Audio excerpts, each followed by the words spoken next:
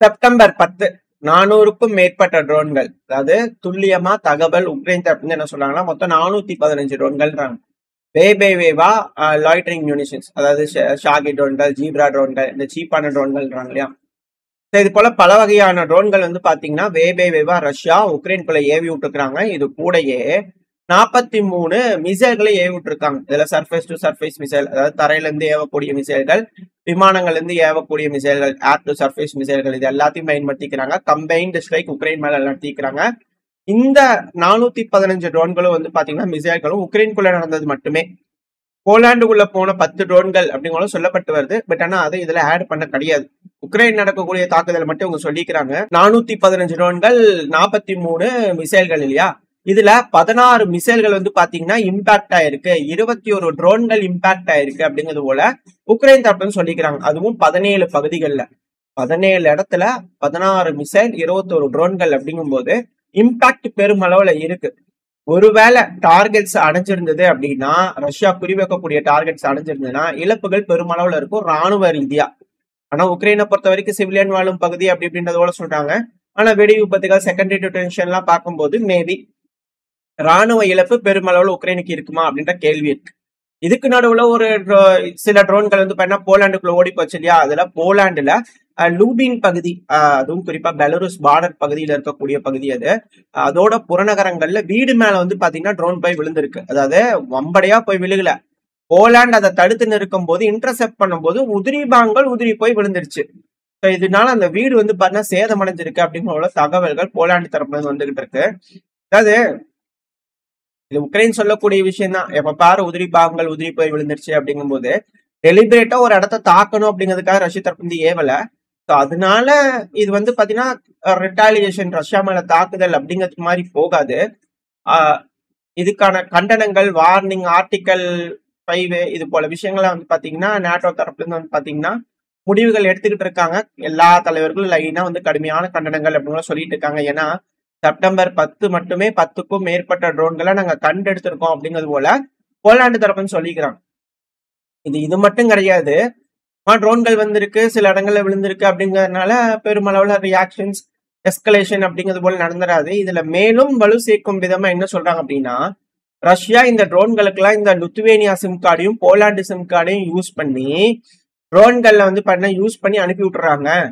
இப்ப அந்த சிம் கார்டெல்லாம் யூஸ் பண்றதுனால சிவிலியன் பயன்படுத்தக்கூடிய கம்யூனிகேஷன், இப்ப சிவிலியன் கம்யூனிகேஷன் பண்ணும்போது அது நார்மலா ஒரு சிம் கார்டு யூஸ் ஆயிட்டு இருக்கிற மாதிரி தான் இருக்கும். ஸோ அதுல லைவா வந்து பாத்தீங்கன்னா அந்த வீடியோஸ், இந்த ட்ரோன்கள் வரும்போது அந்த ஏரியால என்ன நடக்குது அப்படிங்கிற விஷயங்கள் ரஷ்யானால பார்க்க முடியும், தெரிஞ்சுக்க முடியும், தகவல் பரிவர்த்தனைகள் இருக்கும். இதுல 2 விஷயம் இருக்கு. ஒண்ணு, யாராவது ஒருத்தங்க வம்படியா ஒண்ணு போலாண்டு லுத்வேனியாவே பிளாக்ல வித்திருக்கலாம் சிம் கார்டை ரஷ்யாக்கு, இல்ல உக்ரைன் ஏதாவது பிளாக்ல வித்திருக்கலாம், இல்ல வேற ஏதாவது நடந்திருக்கலாம். எப்படியோ இவங்களோட சிம் கார்டு அங்க போயிடுச்சு. இப்ப போறதுனால இந்த எலக்ட்ரானிக் வார்ஃபேர் அது இதுன்னு யூஸ் பண்ணி சப்ரஸ் பண்ணி இன்டர்செப்ட் பண்ணாலுமே உள்ள போய் போலாண்டு பார்டருக்குள்ள என்ன நடக்குது அப்படிங்கிற விஷயங்கள் ரஷ்யானால தெரிஞ்சுக்க முடியும். இந்த வார்ஃபேர் எல்லாம் யூஸ் பண்ணும்போது இந்த சிம் கார்டு அப்படிங்கறதுனால அது இவேட் ஆயிரும். அது மட்டும் இல்லாம ஜப்பாட் எக்ஸசைஸ் நடக்க இருக்கு செப்டம்பர் 12. ஸோ அந்த டைம்ல போலாண்டு எந்த அளவுக்கு ரெடியா இருக்காங்க, எல்லை பகுதிகளில் எந்த அளவுக்கு வீரர்கள் இருக்காங்க, ஒருவேளை ரஷ்யா டபக்கடியும் நெட்டி குதிச்சுட்டாங்க உக்ரைன்ல பெலரூஸ் வழியா அப்படின்னா கீவை நோக்கி போய் அப்படியே திருக்குப்புடி போட்டு பிடிச்சிட்டாங்க அப்படின்னா போலாண்டு தரப்பு வந்து உள்ள வரணும்னு நினைச்சாங்கன்னா அது மாதிரி ரெடியா இருக்காங்களா, இது போல பல விஷயங்கள் அவங்க பார்க்கலாம். இதுல என்னன்னா ரஷ்யாக்கு அட்வான்டேஜஸ் இருக்கு, ஓகே. இப்போ இது போல சிம் கார்டுலாம் இருக்கிறதுனால சிவிலியன் பயன்படுத்தக்கூடிய கம்யூனிகேஷன் அப்படிங்கறதுனால அதை ரத்து பண்ணுவாங்க. இது போல வந்து பாத்தீங்கன்னா இருந்துச்சு அப்படிங்கிறது போல இதுக்கப்புறம் மக்கள் வந்து பாத்தீங்கன்னா தகவல் பரிவர்த்தனை இதுக்கு மேல பண்ணிக்க முடியாது. இந்த சிம் கார்டு யூஸ் பண்ணி போன் நம்பர்ஸ் இதெல்லாம் வேலை செய்யாது. ஏன்னா ட்ரோன்கள் வருது அப்படின்னா அதெல்லாம் கம்ப்ளீட்டா வந்து பண்ண ஸ்டாப் பண்ணிடுவாங்க. ஸோ அதனால மக்கள் வந்து பாத்தீங்கன்னா எதுவுமே யூஸ் பண்ண முடியாது, இணையதளம் இதெல்லாம் வந்து பண்ண யூஸ் பண்ண முடியாது. ஒன்லி ஒயர்டு கனெக்ஷன்ல இருக்கக்கூடிய விஷயங்கள் தான் பயன்படுத்த முடியும். இப்படி செய்யறதுனால போலாண்டுக்கு எப்பவுமே சிக்கல் இருக்கும், போலாண்டுக்கு லுத்வேனியாக்கு எப்பவுமே சிக்கல்கள் இருக்கும். அட் த சேம் டைம் வந்து பாத்தீங்கன்னா ஒண்ணு வம்படையா இது போல இருக்குன்னு சொல்லி அதை கட் பண்ணலாம் சிவிலியனுக்கு, ஏன்னா இது போல விஷயங்கள்லாம் வெளியே போகக்கூடாது அப்படிங்கறதுனால இது போல ஒரு காரணம் சொல்லி கட் பண்ணிடுறாங்க. நியாயமா பேசணும் இல்லையா. அதுக்காக இப்படி சொல்லலாம், இல்ல உண்மையாலுமே ரஷ்யா பயன்படுத்தலாம் அப்படிங்கிற சில அனலிஸ்ட் வந்து கருத்துக்கள் இருக்கு. எதே எப்படியோ இது போல விஷயங்கள்லாம் நடந்துகிட்டு இருக்கு. இப்போ ரஷ்யா இது போல ட்ரோன்கள் அனுப்பிட்டாங்க, உளவு வேலை பார்த்துட்டாங்கன்ற குற்றச்சாட்டு வச்சாச்சு. 2வது போலாண்ட்ல இழப்புகளும் ஏற்பட்டாச்சு. இது ரஷ்யா உக்ரைன் பிரச்சனை ஆரம்பத்துல இருந்து வந்து பாத்தீங்கன்னா இது போல ஒரு எஸ்கலேஷன் நடக்கும். அப்போ நேட்டோ நாடுகள் உள்ள வருமா அப்படின்ற கேள்விகள்லாம் இருக்கு.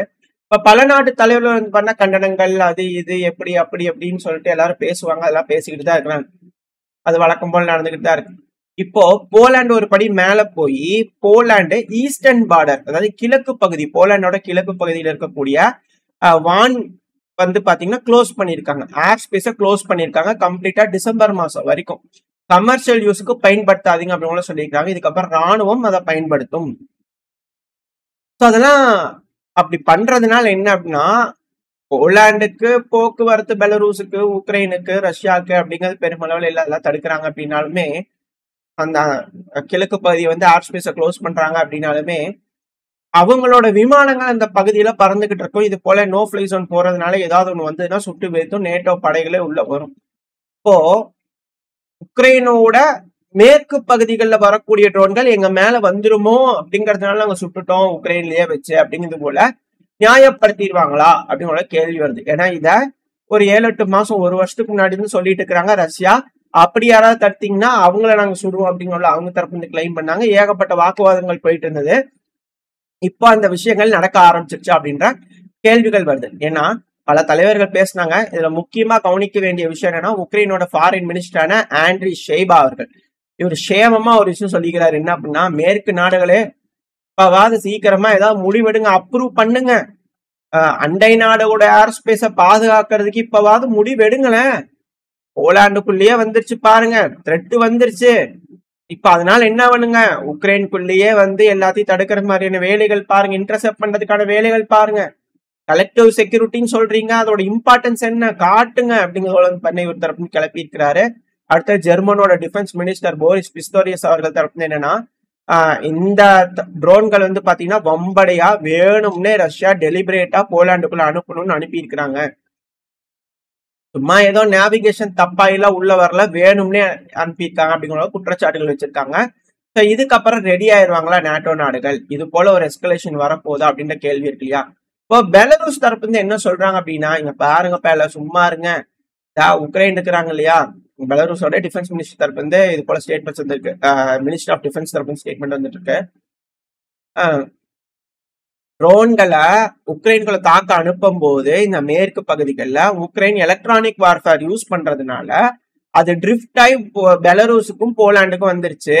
அப்படி வரக்கூடிய ட்ரோன்களை நாங்க மானிட்டர் பண்ணி இது போல வருதுன்னு நீங்க இன்டர்செப்ட் பண்றதுக்கு நாங்க உங்களுக்கு உதவி இருக்கோம் அப்படிங்கிற பெலரூஸ் தரப்பு வந்து கிளைம் பண்றாங்க. அதுக்கு நன்றி விசுவாசமே இல்லையா அப்படிங்கிறது போல இவங்க தரப்புன்னு சொல்றாங்க. வேணும்னே உக்ரைன் மேற்கு பகுதிக்கு வந்துருச்சா, நான் உனக்கு அனுப்புறேன் அப்படிங்கிறது போல வந்து பாத்தீங்கன்னா டைவர்ட் பண்ணி விட்டாங்க அப்படின்னா அப்புறம் போலாண்டுக்கு சிக்கல் தான். ஸோ நேட்டோ நாடுகளை உள்ள இழுத்து விடணும் அப்படின்னு கங்கணம் கட்டிட்டு இருக்கக்கூடிய இந்த உக்ரைன் ரஷ்யா பிரச்சனையில உக்ரைனுக்கு ஒரு ரிசல்ட் கிடைச்சிருக்கு. இப்ப இதை எப்படி நாட்டோ நாடுகள் பயன்படுத்திக்க போறாங்க. ஸோ இப்ப வந்து பாத்தீங்கன்னா உக்ரைனோட மேற்கு பகுதியை டிஃபெண்ட் பண்றதுக்கு, ஏர் ஸ்பேஸை டிஃபெண்ட் பண்றதுக்கு நாட்டோ நாடுகளுக்கு ஒரு வாய்ப்பு கிடைச்சு. ஏன்னா நியாயவாதிகள் ஏதாவது ஒண்ணு நியாயமா சொல்லணும். ஒரு வேலை அதே போல ட்ரோன்கள், ஏன்னா எல்லாம் தெர்மாகோல் ட்ரோன் தான் பாத்தீங்கன்னாலே தெரியும். ட்ரோன்கள்லாம் வந்து பாத்தீங்கன்னா உக்ரைனே வந்து பாத்தீங்கன்னா கேப்சர் பண்ணதுல ஒரு இன்ஜினை மட்டும் வச்சு ரஷ்யா அனுப்பும் போது இங்க இருந்து அனுப்பி விட்டாங்கன்னு வச்சுக்கோங்க. போலாண்டுக்கு ஒரு 4-5 அனுப்பிச்சிருந்தாலும் ஆச்சரியப்படுறதுக்குல. கேட்டா அதெல்லாம் வந்து ரஷ்யாவோட சாகிட்டு வந்தான், ஜீப்ரா ட்ரோன்கள் தான் அப்படிங்கிற சொல்லிட்டு அது ஒரு காரணமா சொல்லி இது போல செய்யறாங்களா அப்படின்ற கண்ணோட்டத்திலேயே சில ஆண்டு சிறப்பு வந்து பாத்துக்கிட்டு இருக்காங்க. ஆனா இப்போ அமெரிக்காவோட அதிபரான டொனால்டு ட்ரம்ப் அவர்கள் தரப்பு என்ன ஸ்டேட்மெண்ட் வருதுன்னா, என்ன ஆச்சு ரஷ்யாக்கு, போலாண்டோட ஏர் ஸ்பேஸைய வயலேட் பண்றாங்க, ஹியர் வி கோ அப்படிங்கிறதோட வந்து பாத்தீங்கன்னா அவர் தரப்பு வந்து ட்ரூத் சோசியல் மீடியால போட்டிருந்தாரு. அதாவது கோனா எப்படி எங்க போறாங்க, அவர் போயிடுவாரா இந்த பிரச்சனைல இருந்து வெளியே, இல்ல எல்லாம் வண்டி கட்டிட்டு உள்ள வந்துருவாங்களா அப்படிங்கிறது போல கேள்விகள் இருக்கு. ஹியர் வி கம் அப்படின்னு சொல்லியிருந்தாருன்னா நாங்க வந்துட்டோம் அப்படிங்கிறத எடுத்துக்கலாம். ஹியர் வி கோ அப்படிங்கும் போது அவர் என்ன கிளம்பிட்டாரா அப்படிங்கிற கேள்விகள் வருது. ஸோ வெயிட் பண்ணி பார்ப்போம் அமெரிக்கா தரப்பு வந்து என்ன மாதிரியான முடிவுகள் எடுக்க போறாங்க அப்படிங்கிறது போல. அது மட்டும் இல்லாம அமெரிக்கால வந்து பாத்தீங்கன்னா பொலிட்டிக்கல் அசாசினேஷன் அப்படிங்கிற விஷயங்கள்லாம் நடந்துகிட்டு இருக்கு. கொஞ்சம் கவலை அளிக்கக்கூடிய விஷயம் தான். சார்லஸ் கிரிக் அப்படிங்கிற ஒரு நபர், அமெரிக்கன் ரைட் விங்கோட பொலிட்டிக்கல் ஆக்டிவிஸ்ட், ட்ரம்ப் அவர்களுக்கு ஆதரவா வந்து பாத்தீங்கன்னா நிறைய விஷயங்கள் பேசியிருக்காரு. இப்ப அவரை வந்து பாத்தீங்கன்னா அசாசினேட் பண்ணியிருக்காங்க. அவர் இறந்திருக்காங்க அப்படிங்கிற கன்ஃபர்மேஷன்லாம் வந்துட்டு இருக்கு. அமெரிக்காவோட கொடியெல்லாம் அரைக்கம்பத்துல பறக்க விட்டு இருக்காங்க. ரொம்ப துக்கமான ஒரு செய்தி அமெரிக்காக்கு. இதுக்கு பின்னாடி பல காரணங்கள் சொல்லிட்டு இருக்காங்க. இதெல்லாம் அடுத்த பையில பார்க்க ஆரம்பிக்கலாம். ஆனா உலகத்துல எஸ்கலேஷன் அப்படிங்கிறது வந்து பார்த்தீங்கன்னா வேற லெவல்ல போயிட்டு இருக்கு. வேர்ல்டு வார் 3 அப்படிங்கிறது வந்து பாத்தீங்கன்னா 70% தாண்டிட்டு இருக்கு. இருக்கக்கூடிய த்ரெட் லெவல் வந்து பாத்தீங்கன்னா 70% கிட்ட வந்துகிட்டு இருக்கு. அப்படிங்கிற பல அனலிஸ்டர் வந்து கருத்துக்கள் இருக்கு. ஒரு வேலை அதெல்லாம் எதுவும் இல்லாம பேசி சீக்கிரமா, ஏன்னா ட்ரம்ப் அவர்கள் புட்டின் அவர்களுக்கு 2 வாரத்துல கால் பண்றேன்னாரு. வெயிட் பண்ணாம கொஞ்சம் சீக்கிரமா கால் பண்ணி பேசுனாங்க அப்படின்னா பிரச்சனைகள் முடிய வாய்ப்பு இருக்கு. அப்படி இல்லைன்னா சிக்கல் தான். என்ன நடக்க போன்றது வெயிட் பண்ணி பார்ப்போம். ஓரளவுக்கான தகவல்கள் இந்த பையில பார்த்துருப்போம்னு நினைக்கிறேன். இதோட இந்த பதிவு நான் முடிச்சுக்கலாம். இந்த பதிவு எப்படின்னு உங்களுக்கு பிடிச்சிருக்கா? பிடிச்சுன்னா லைக் பண்ணிட்டு உங்க ஃப்ரெண்ட்ஸ் அப்படியே ஷேர் பண்ணிக்கோங்க. அது கூட மறக்காம இந்த பதிவு பத்தின உங்களோட கருத்துக்களை கமெண்ட் செக்ஷன்ல சொல்லுங்க. இந்த பதிவு நல்லா இருக்கும்னு நம்பிக்கையில் அடுத்த பேர் சந்திக்கிறேன். Stay safe. பை.